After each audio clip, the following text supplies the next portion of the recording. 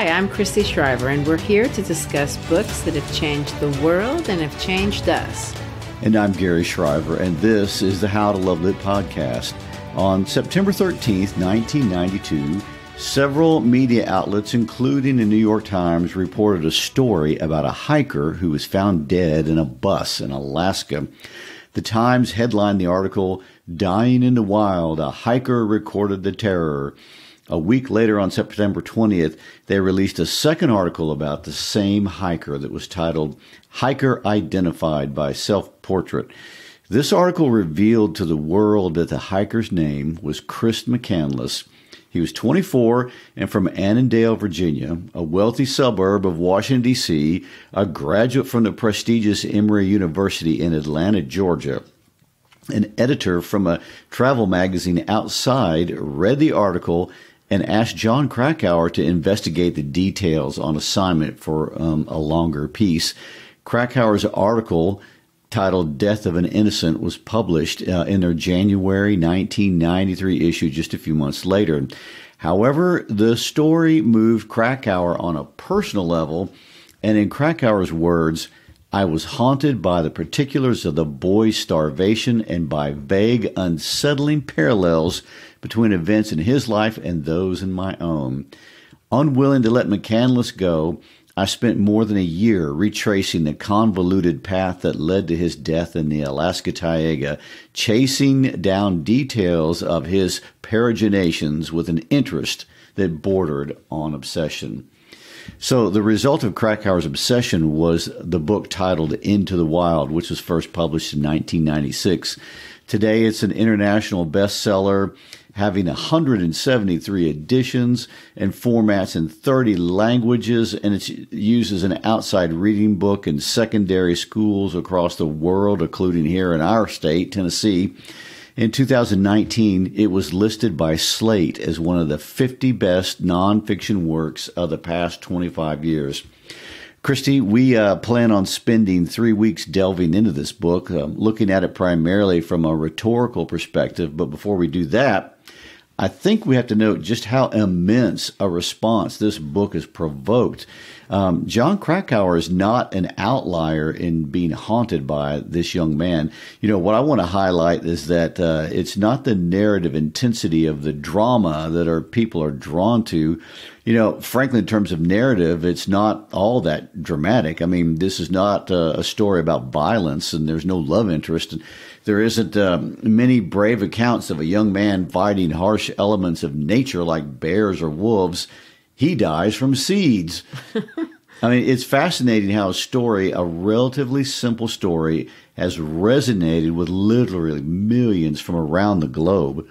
Well, and that's exactly what's happened. I mean, it's resonated around the globe, and the story has grown over time. I mean, the literary term for this is called a story world. The Chris McCandless story created a transmedia story world that is highly charged. Everyone who is familiar with the story has a highly charged opinion. He's a villain. He's a hero. No one is neutral on the subject of Chris McCandless. So what is a story world?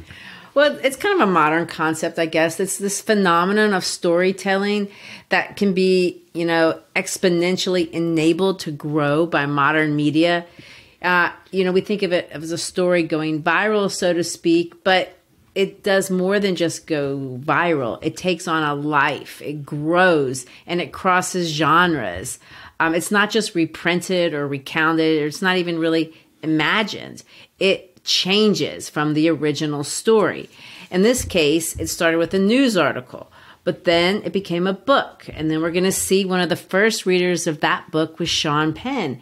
And he made it into a movie, which turned into an enormous project. It took Penn years to make that vision into reality. I mean, he recorded in 35 different locations, created 2 replicas of the magic bus. He interviewed more people. He added details in the movie that weren't originally revealed in Krakauer's book. He brought on Eddie Vedder of Pearl Jam to create original music. I mean, he interpreted things differently. Not insignificantly, by the way, the ending scene of the movie where he speculates as perhaps to McCandless's final thoughts. I mean, Penn's movie came out in theaters in 2007, so it wasn't, it was several years later, but it was highly successful, grossing over $56 million. But even that is really still just the beginning. The story has grown from there. In fact, there's people telling different stories. There's a man by the name of Ron Lamothe, and he made his own documentary where he completely not completely, but he does openly disagree with Krakauer's claims and his interpretations of the evidence. The Lamothe version is kind of a more negative interpretation as opposed to Krakauer's fairly positive interpretation of McCandless' life. But the second documentary isn't even the final one. Not even a year after, that movie came out, then Discovery Channel developed a reality show, which ran for 2 seasons. One season was literally called Out of the Wild, the Alaska Experiment. It was this concept where they dropped participants off in Alaska, and they had to survive there on their own for several weeks. Oh, man, that's the theme of so many shows. So how did that go? Well, it won an Emmy, and it went on to produce a 3rd season, which they called Out of the Wild Venezuela. See, it's growing. What are they going to do? Out of the Wild Walmart, I know, it just goes on. I mean, in 2011, McCandless's parents released a book and a DVD called Back to the Wild, where they published Chris's photographers as well as his correspondence. Then, of course, in 2014, Corinne McCandless published her memoir, that's his sister, titled The Wild Truth. And in her book, she discusses, their family dynamic as children, as well as her life since Chris's death. Her story is unique because she, is open about issues of domestic abuse and how that affected Chris and the McCandless story in general. Things that Krakauer had known about because he had read their correspondence and he had spoken to the family members. But because he respected the family's wishes at that time, he chose to leave those details out of the original story when it came out. But by the time Corinne published her book, she's an adult. The McCandless story is over 20 years old, and, things were different. So you would think at that point there would be nothing left to say about Chris McCandless, but that's not true. In 2013, a man by the name of Craig Medred wrote a series of articles challenging the veracity of Krakauer's book. One of his articles, and he titles it this, listen, The Fiction That Is Jon Krakauer's Into the Wild.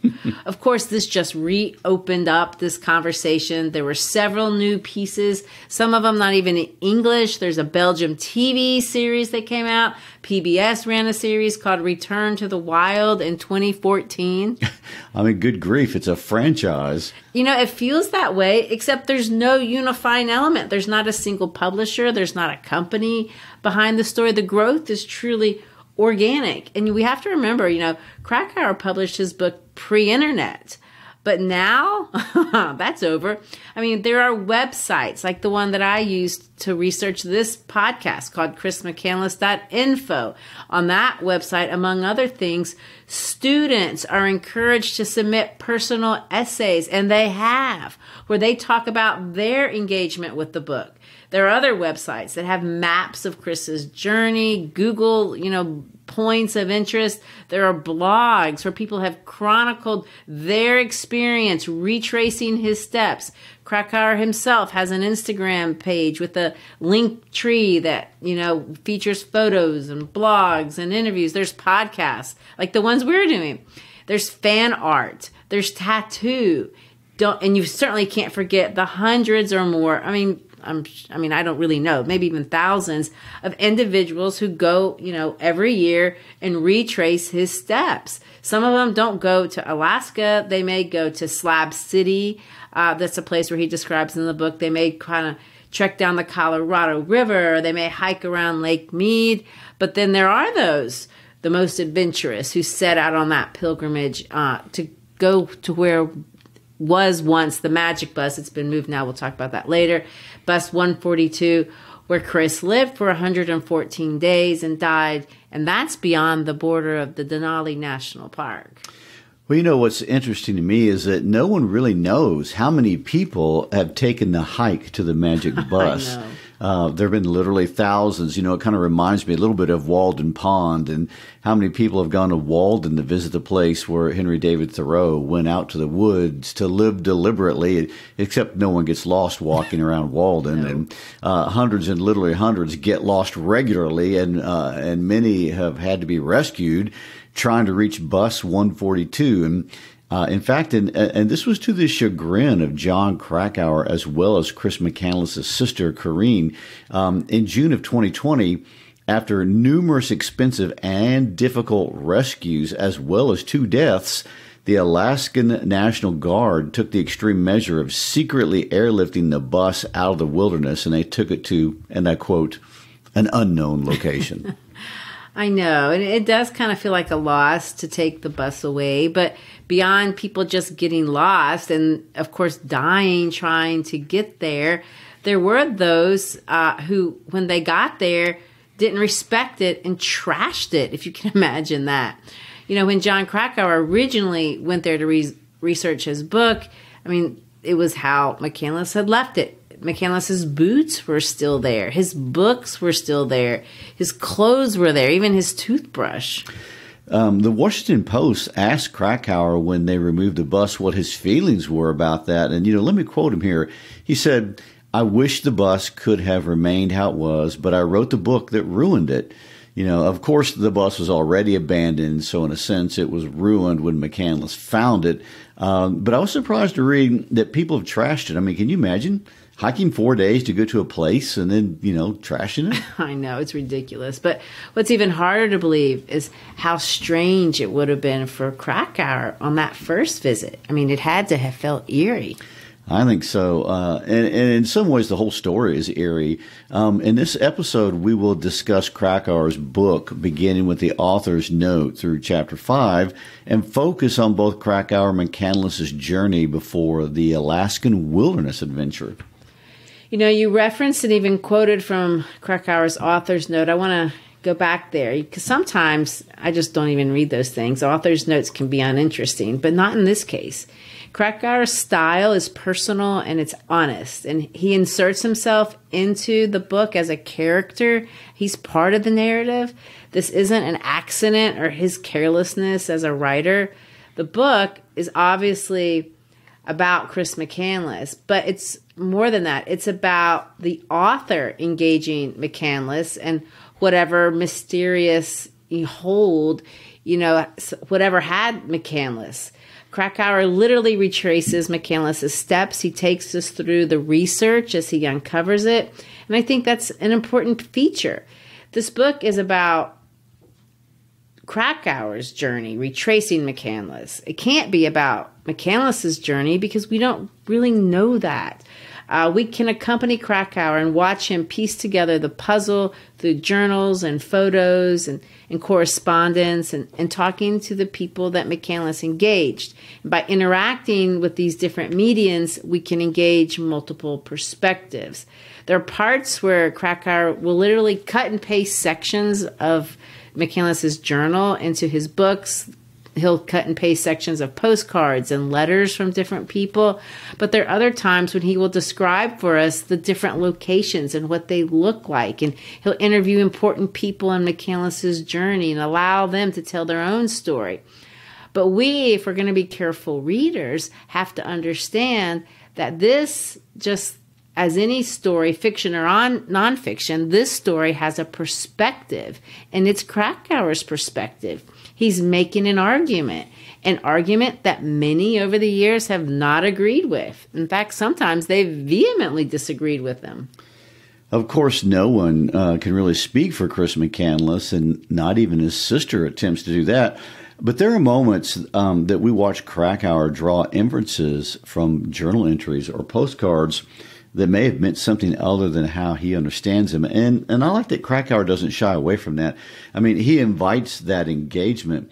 But it's important to note that the McCandless family have endorsed Krakauer's book, and they are friends with Krakauer to this day, and seem to really express a lot of gratitude for the incredible effort that Krakauer made to figure out what happened to their son and their brother. And we have to remember all this happened pre-internet, pre-iPhone, and pre-tracking, and his family would not have known what happened to their son without Krakauer, and they certainly wouldn't have known how he died.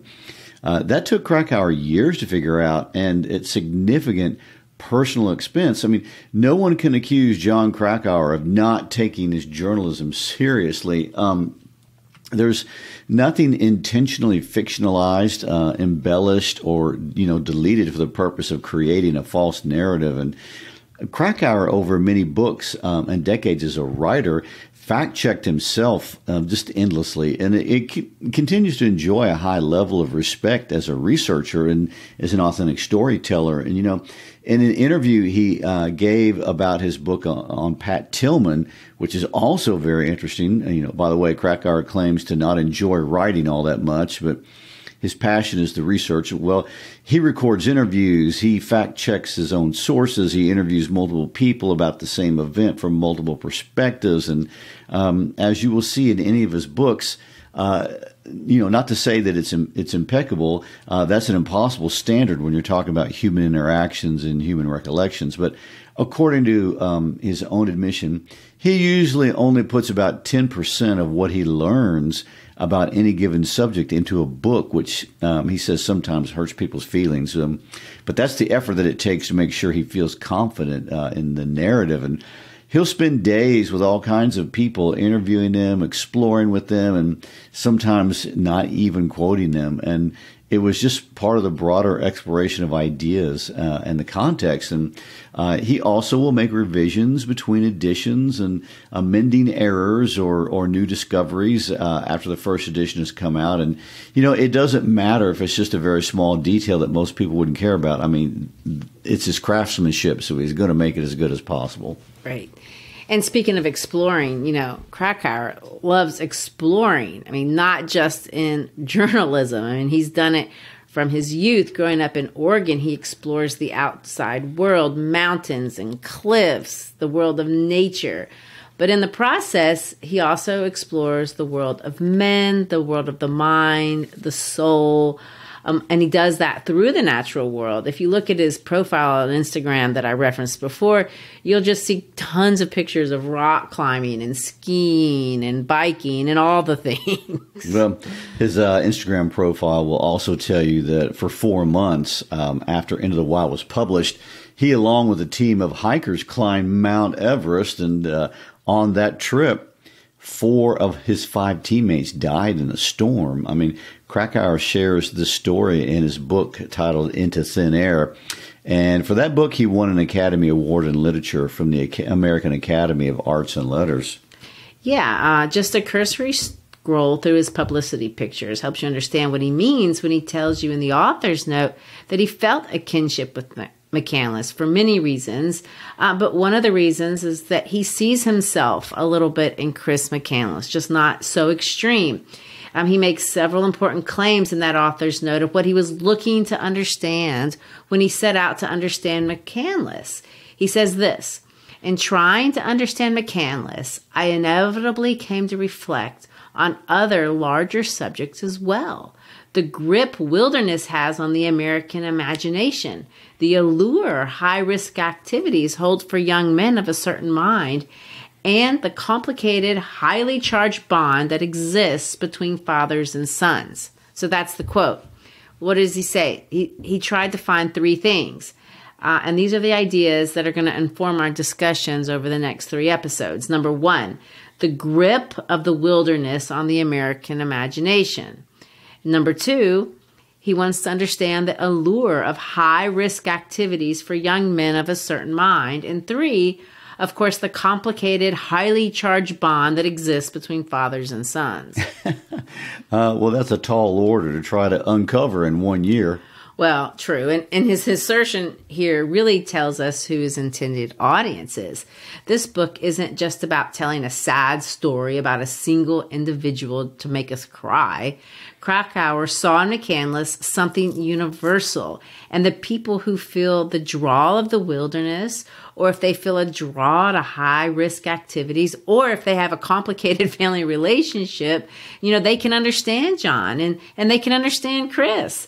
This explains the book's appeal. I mean, there's lots of people that can see themselves in this, and it's not just about Krakauer. And because Krakauer writes in this intimate, informal style, people who fall into the group feel invited to enter into this exploratory experience with him. I'm not a young male, obviously, but I can feel connected to Chris and Krakauer because I share with them this high level of wanderlust. I've never been to Alaska. I can't scale mountains, but last week I hiked into the Smokies, which is the closest range near our house. And when I finished the book, I wanted to go to Alaska. Krakauer and Chris made me feel that. Secondly, I'm not really drawn to high risk activities, but I have a baby brother it is. And so I can understand what it's like. I've seen what it's like firsthand when I watched my brother video himself jumping into an icy cold lake in the middle of winter just because he feels like he should. This is the same kind of thing that we see a little bit in McCandless as he drives a car into a park and just leaves it. And then, of course, you get to those highly charged family relationships. Now, to me, that expression, highly charged family relationships, is an interesting turn of phrase. What does he mean like that? Well, we all can see ourselves in that in some way. I mean, these are pretty universal themes. Exactly. And Krakauer doesn't write as an informed philosopher who has it all figured out. I mean, this is not a self-help book. He writes as a man looking and really finding empathy for a fellow human, and he invites the reader to do the same. And, let me continue to read from the author's note. I won't claim to be an impartial biographer. McCandless's strange tale struck a personal note that made a dispassionate rendering of the tragedy impossible. Through most of the book, I have tried, and largely succeeded, I think, to minimize my authorial presence. But let the reader be warned, I interrupt McCandless's story with fragments of a narrative drawn from my own youth. I do so in hope that my experiences will throw some oblique light on the enigma of Chris McCandless. Well, there are 18 chapters in the book, and all of the chapters begin with quotes from other people. The first chapter opens up with words from a postcard McCandless wrote and mailed from Fairbanks, Alaska, before he set off into the Alaskan wilderness to a friend in South Dakota. He tells his friend, Wayne Westerberg, where he is, but then he ends with this phrase that will eventually become the title of the book. He says this, I now walk into the wild. Well, it's melodramatic, but aren't we all at some time? I mean, giving McCandless grace is what has been so controversial about this book.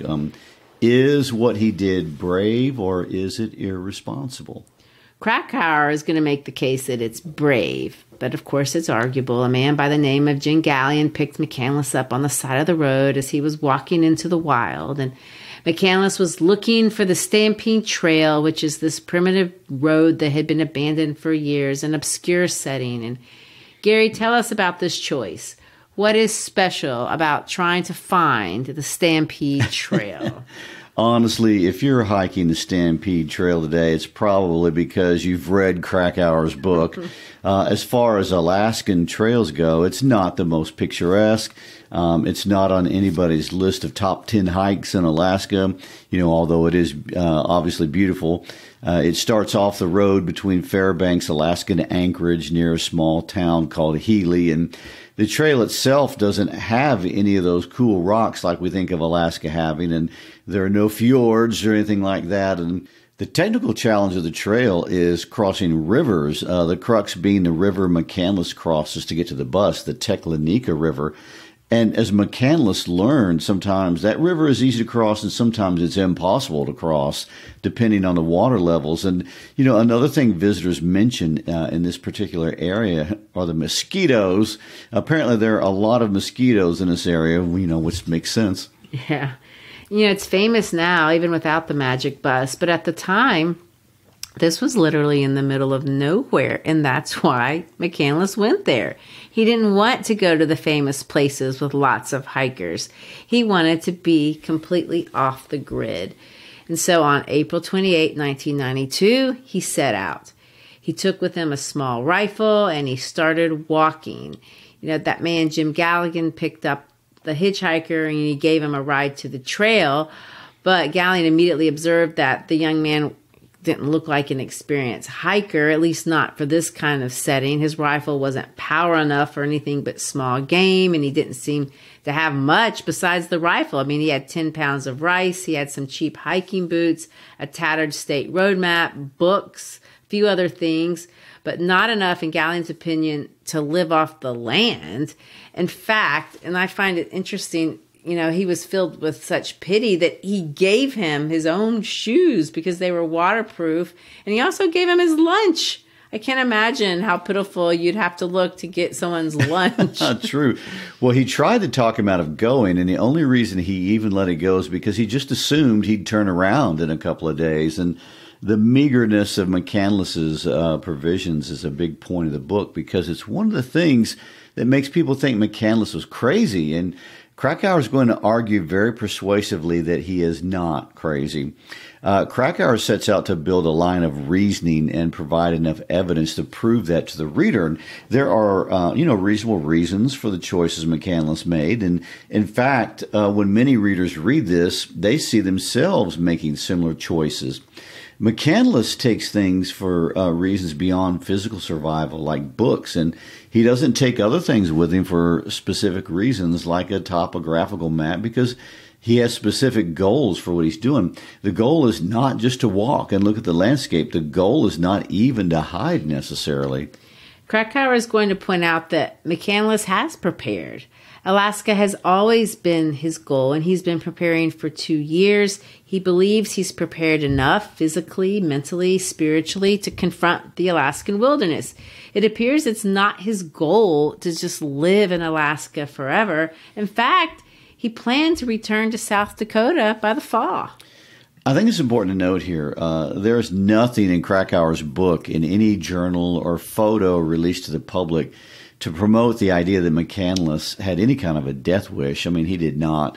A lot of the arguments surrounding Krakauer's story has been if he is just a person with a low IQ or a person with a severe mental illness. You know, I think Krakauer's research has demonstrated pretty convincingly that those are misconceptions as well. And, you know, so we have a mystery as to why he went. Of course, there is never any mystery as to if he's going to make it out. Chapter 1 is McCandless leaving for the wilderness. Chapter 2 is about the men and the woman that discover his dead body in September of 1992, just a few months after that encounter on the road with Jim Galligan. It's not a small event. A couple smelled the body. They didn't want to go into the bus to look at it, but some other local hunters who were coming up opened the bus and found the body had been decomposing for over 2 weeks. The police were called, the helicopter came, McCandless's remains, his camera, his SOS note, his diaries were taken away. The cause of death, starvation. But why do this? And that's the story that opens chapter 3. You know, Christy, maybe the better question is, why not? I mean, I know there were factors within the McCandless family dynamic that will emerge later that compelled McCandless to cut himself off from his family, and that's a different issue. But it shouldn't be all that shocking that a young man, you know, a brilliant young man, a high-achieving young man would pursue something so radical. And, you know, he certainly isn't the first. McCandless had done nothing up to that point except meet his parents' and his community's expectations. He'd done everything everyone else had done, and up to that point, he'd been successful. He was a successful athlete in high school, a star student. He'd gotten into an elite university. He graduated with honors.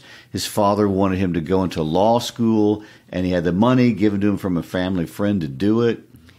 Yeah, but those are all external things. And when McCandless's family came to Atlanta for his graduation, he didn't mention it to them, but he had other ideas. And some of his ideas were to pursue something extreme. Well, like I said, in McCandless's case, there are extenuating circumstances that make his situation more extreme than most. But for most humans, especially male, the need to venture out and to confront one's fears and to find one's limits is archetypal. This human need has been obscured in some ways kind of in modern society, but there is a real idea that a young man or woman needs to do something to demonstrate their coming of age. And if you don't, you're at risk of falling into a routine of boredom that will lead to all kind of other issues. And, writers write about this all the time. We've talked about the Bildungsroman on the podcast multiple times as a genre in literature. But in McCandless's case, it's not intuitive. It's intentional. In other words, it's not like McCandless just felt a restlessness and decided to hit the road. He'd read authors talking about this very idea, and specifically Jack London, who is very much the embodiment of everything Chris McCandless was wanting in his life at that moment. Yeah, and Krakauer quotes London a lot because McCandless quoted him, but London, as he lived his life, kind of made similar choices that I would argue were just, if not more reckless than McCandless's choices. I mean, at one point, Jack London bought a boat, hired a man who didn't know how to sail it, and then tried to sail around the world. I mean, he got lost so many times. They reported over and over again that he was dead, and then they would have to retract it, and then he would get lost again. I don't know how he made it. Rumors of his death were greatly exaggerated. Yes. That's a great point, and that will be Krakauer's point, too. McCandless is not doing something that many young men do, and, there's science behind it. I mean, young men look to do maybe or must do things they perceive as dangerous, and the goal is not to get killed. It's the opposite. The goal is to feel alive and survive, and it's why they're so easy to recruit as soldiers sometimes. It's why they make good pilots and firefighters. Let me quote psychologist Dr. Margaret King. The rush starts in the amygdala, a bundle of neurons at the base of the brain responsible for assessing the unknown. In a thrill-seeking situation, which almost always poses some kind of risk, whether perceived or real, the amygdala registers that risk, then releases a combination of dopamine, adrenaline, endorphins, and other chemicals in order to protect the body against it. How much of each is released depends on the perceived level of risk. At the peak, every bodily function, chemical brain reaction, and sensory input is hyper-focused on the experience. So, do you think men are bigger thrill seekers than women are? I am not saying anything like that, but I will say that research definitely supports that men score higher when they take some sensation-seeking tests. Well, interesting. I mean, Krakauer starts chapter 3 with a quote by Leo Tolstoy and then another one by Wallace Stegner that kind of support, I think, what you're trying to say. Let me quote Tolstoy. I wanted movement and not a calm course of existence. I wanted excitement and danger and the chance to sacrifice myself for my love. I felt in myself a superabundance of energy which found no outlet in quiet life. That's basically what you were saying. Mr. War and Peace, huh? Yeah. Stegner says this, it should not be denied that being footloose has always exhilarated us. It's associated in our minds with escape from history and oppression and law and irksome obligations with absolute freedom, and the road has always led west. Obviously he's talking about the American people there. But as Krakauer follows McCandless west, they go to Carthage, South Dakota. In other words, McCandless went to South Dakota, so Krakauer starts his journey investigating McCandless there. Carthage only has 274 people, but one of the people that live there is Wayne Westerberg. He's a hard-living, really independent grain elevator owner. And he befriended Chris. He gave Chris a job. But more importantly, and I guess this is why it was a good place to start, he was the recipient of McCandless's journal and his photo album that Chris had used to chronicle his life from the time he left Atlanta until the time he went to Alaska. So when Krakauer interviews Westberger, he gets these details that he's allowed to include in his book. I've given jobs to lots of hitchhikers over the years. Most of them weren't much good and really didn't want to work. It was a different story with Alex. He was the hardest worker I've ever seen. Didn't matter what it was, he'd do it. Hard physical labor, mucking rotten grain and dead rats out of the bottom of a hole, jobs where you get so damn dirty you couldn't even tell what you look like at the end of the day. And he never quit in the middle of something. If he started a job, he'd finish it. It was almost a moral thing for him. He is what you'd call extremely ethical. He set pretty high standards for himself. You could tell right away that Alex was intelligent. He had read a lot. He used a lot of big words. I think maybe part of what got him into trouble was that he did too much thinking. Sometimes he tried too hard to make sense of the world, to figure out why people were bad to each other so often. A couple of times I tried to tell him it was a mistake to get too deep into that kind of stuff, but Alex got stuck on things. He always had to know the absolute right answer before he could go on to the next thing. Again, you see Krakauer using Westerberg's words and Westerberg's perspective to kind of put in words what he wants to show in these chapters where he details McCandless's hitchhiking and canoeing adventures in the American West. Look what he says. Chris McCandless is in the process of reinventing himself. He goes by the name Alex. In his journal, he refers to himself as Alexander Supertramp. But here, he says to Westerberg that he's introduced himself as Alex McCandless. He introduced himself, by the way, to Jim Gallion as just Alex. But that's not the main point. Besides reinventing himself, what does he point out? Chris is extremely hardworking. He's more hardworking than anyone Westerberg had encountered before in a similar situation. He's extremely smart, smarter than anyone. He had a curious mind. He reads, he articulates himself. He thinks deeply. Thirdly, listen to this. He has an extreme sense of justice, an extreme sensitivity, to higher law, to natural law, moral rules that rule the universe. And then he says he has an extreme ability to persevere. He doesn't quit. When he pursued something, he pursued it to the end. What are these? These are extreme versions, but they're extreme versions of positive things, not negative ones. Well, they are. In the following chapters, we're going to see these things express themselves in different ways well before Alex lands in Alaska. And it makes sense that for a guy built that way to be drawn to Alaska. I mean, Alaska as the 49th state of the Union has been that kind of destination, well before the formal transfer of the territory and the raising the U.S. flag at Sitka on October 18th, 1867.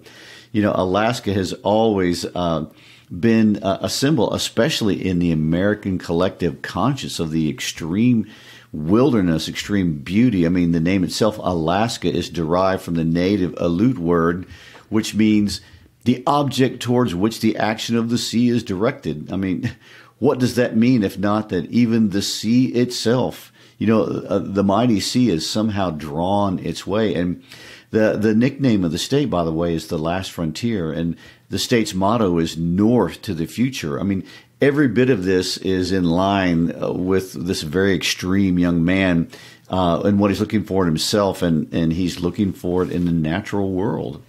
Well, and of course, the first McCandless destination that Krakauer invites us to after he leaves, he gets this journal from Westerberg, and then he starts retracing the steps.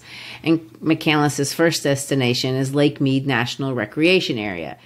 That's a long way from Memphis, and we don't know a lot about it personally. So tell us about it. I mean, what is, we've never been there. So Krakauer sets us up and he talks up to us about this place. Where is this place, if we can visualize this first place that attracted McCandless? Well, you can't hardly find a bigger contrast to Memphis, one of the flattest places in this country. We have no mountains or even hills around here.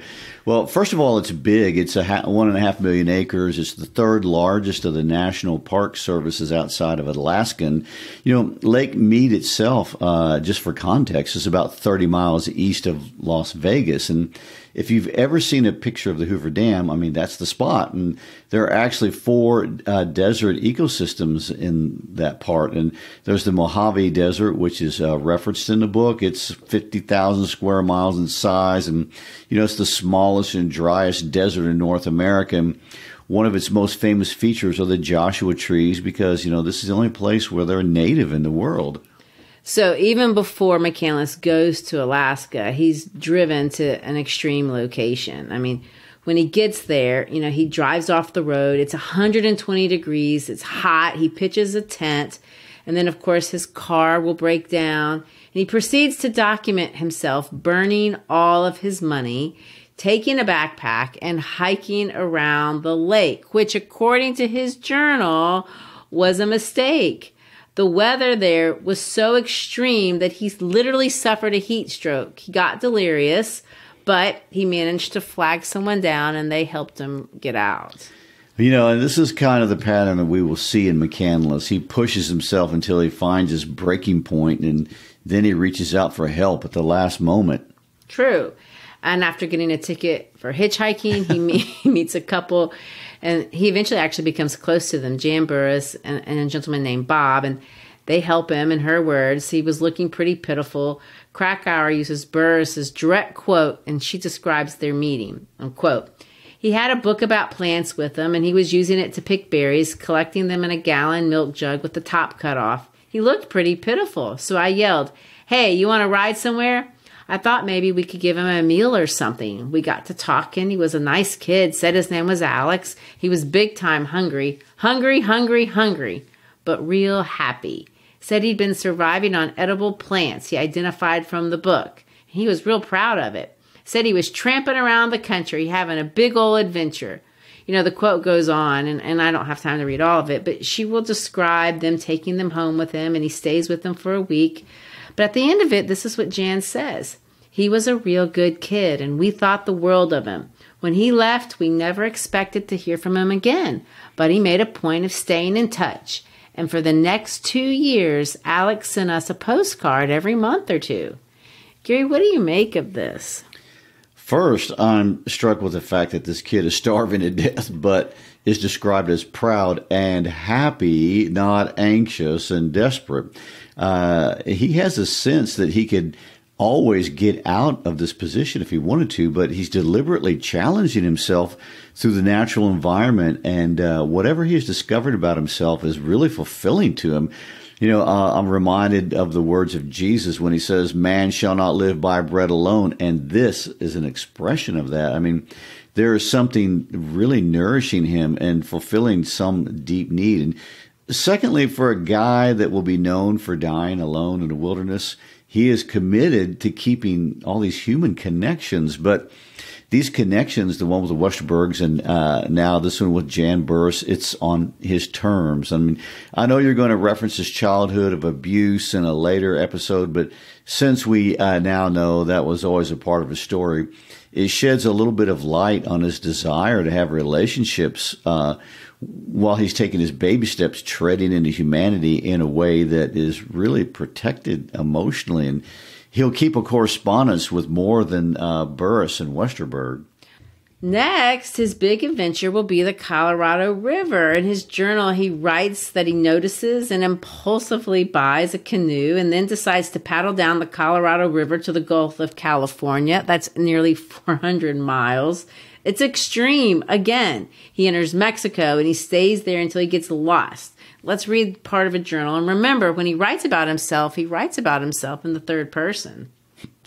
He screams and beats the canoe with an oar. The oar breaks. Alex has one spare oar. He calms himself. If he loses the second oar, he is dead. Finally, through extreme effort and much cursing, he manages to beach the canoe on jetty and collapses exhausted on sand at sundown. This incident led Alexander to decide to abandon his canoe and return north. Good idea, which he does, He hits a couple of other spots, but eventually he gets back to Detroit, Washington, where he's abandoned his car. His car was gone, but he dug up his Virginia license plate and a few other personal items and headed into Las Vegas. Let's read that journal entry. He lived on the streets with bums, tramps, and winos for several weeks. Vegas would not be the end of the story. However, on May 10, Itchy feet returned, and Alex left his job in Vegas, retrieved his backpack, and hit the road again, though he found that if you are stupid enough to bury a camera underground, you won't be taking many pictures with it afterwards. Thus, the story has no picture book for the proof of May 10, 1991 through January 7, 1992. But this is not important. It is the experiences, the memories, the great triumphant joy of living to the fullest extent in which real meaning is found. God, it's great to be alive. Thank you, thank you. Chapter 5 tells us right at the beginning that after McCandless ruined his camera, he also stopped keeping his journal, and not much is known about what he did after leaving Vegas in May of 91 until he left for Alaska. There are, of course, the letters that he wrote during that time to Burris and Westerberg. Apparently, he worked at a McDonald's in Bullhead City, Arizona for 2 months. He also went and visited Jan and Bob, and he worked at their book shack at a flea market in this strange place called the Slabs. Today, most people call it Slab City. I'd never heard of it, but Gary, Slab City is a pretty interesting spot. Tell us about it. It's in the desert, and in the summer, it's almost always well over 100 degrees Fahrenheit. And, you know, this is the Sonoran Desert in California. And first, the location is an abandoned military camp that had been demolished after World War II. And it's a squatter community full of RVs, and they call it the Slabs because all that's left from the military base are the concrete slabs. And in some quarters, it has a bad reputation with people claiming it's an immoral free love community, but with nothing but heroin addicts and losers. But then there's the group of people who see it as an artsy community, and it has shops and restaurants and even a church. And the most notable landmark may be Salvation Mountain, which is a monument made out of adobe mud and paint that a man by the name of Leonard Knight spent 28 years of his life making. And the message on the mountain is God is love. And there's another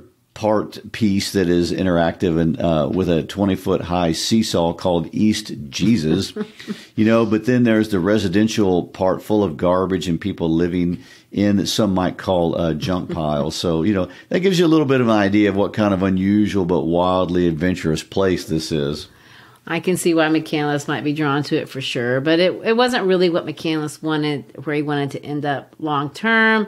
And so after an extended argument with Burris, who was upset about his lack of physical preparation for Alaska, McCandless leaves them and he goes on to find the ultimate frontier. This is how Jan describes her thoughts on the day he left. This is what she said.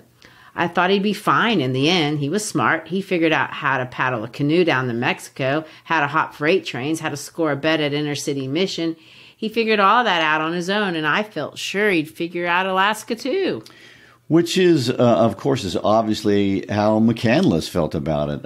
There will be just a few more stops on McCandless's journey to Bus 142. He has pushed himself to the extreme time and time again.